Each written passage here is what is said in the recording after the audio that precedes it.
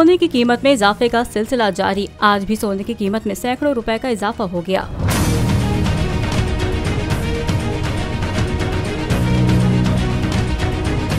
मुल्क में सोने की फी तोला कीमत में आज 1100 रुपए इजाफा हुआ है। All Pakistan James and jewellers association के मुताबिक 1100 रुपए इजाफे के बाद मुल्क में 1 तोला सोने का भाव 2,03,500 रुपए हो गया। 10 ग्राम सोने की कीमत 943 रुपए इजाफे से 1,74,468 रुपए हो गई है। आलमी बाजार में सोने की फी तोला कीमत $2 इजाफे से $1,926 फी ओंस है।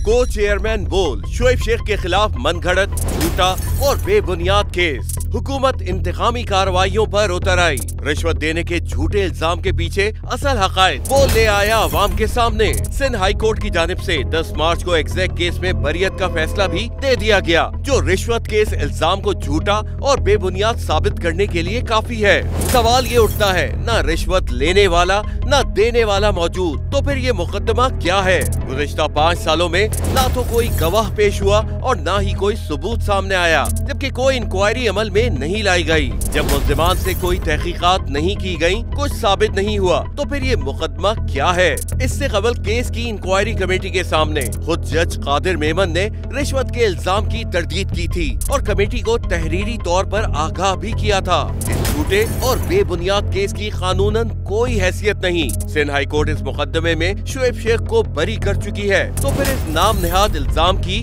कानूनी हैसियत क्या है? बोल इंसाफ का मुंतजिर है।